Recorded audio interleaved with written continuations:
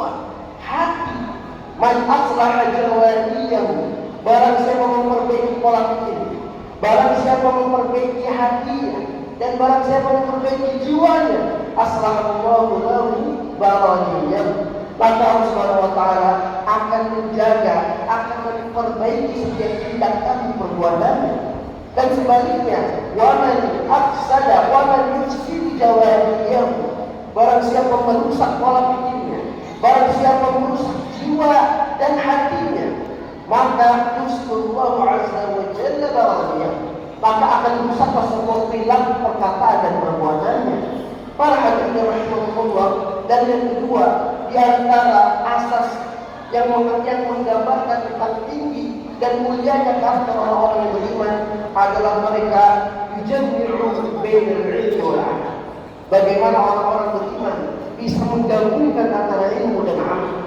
Orang-orang beriman tidak hanya bersungguh-sungguh dalam beramal tapi tidak berilmu, atau bersungguh-sungguh mencari ilmu tapi tidak ada amalnya, akan tetapi seimbang di antara dua perkara ini. Dan itu dijelaskan oleh Imam Abi Abdurrahman As-Sulami, seorang tabi'in yang sekarang ketika kita memiliki sanad Al-Quran, maka akan sampai kepada Imam Abi Abdurrahman As-Sulami, di mana tabi'in ini mendapatkan seluruh riwayat Al-Quran daripada para sahabat, daripada sahabat-sahabat Rasulullah SAW.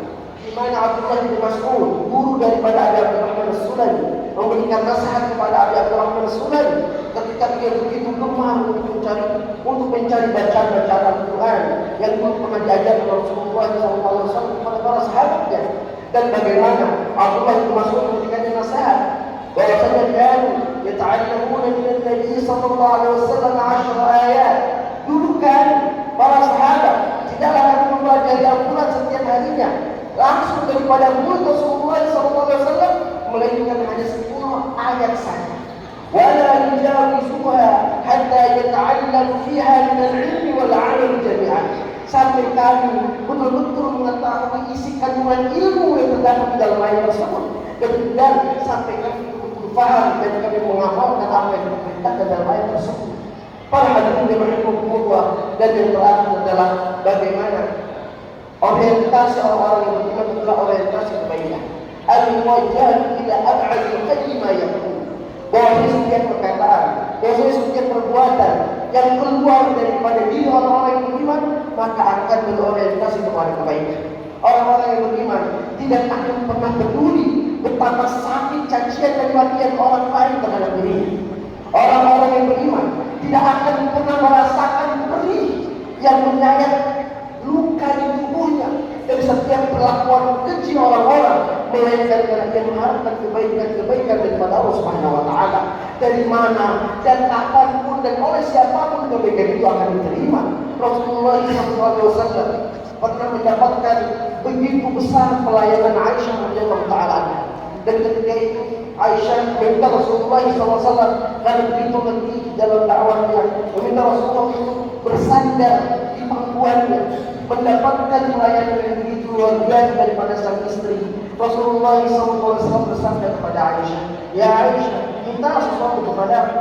Maka pada hari yang Rasulullah, Aisyah radhiyallahu taala anha meminta kepada Rasulullah, "Ya Rasulullah, ud'ullah, doakanlah aku ya Rasulullah."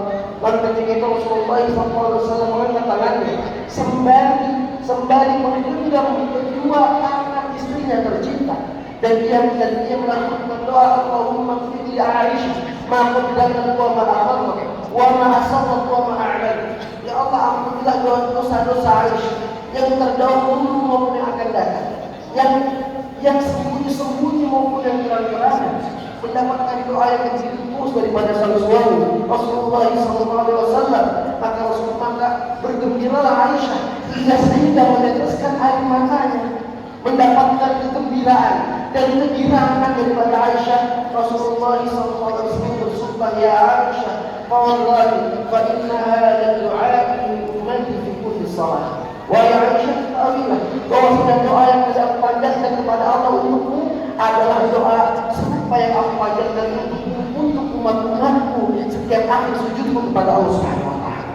Semoga apa yang disampaikan Allah Subhanahu wa taala memberikan kita kepahaman mengamalkan. Taufik hidayah untuk mengamalkan dan menyampaikan kepada saudara kita yang lain.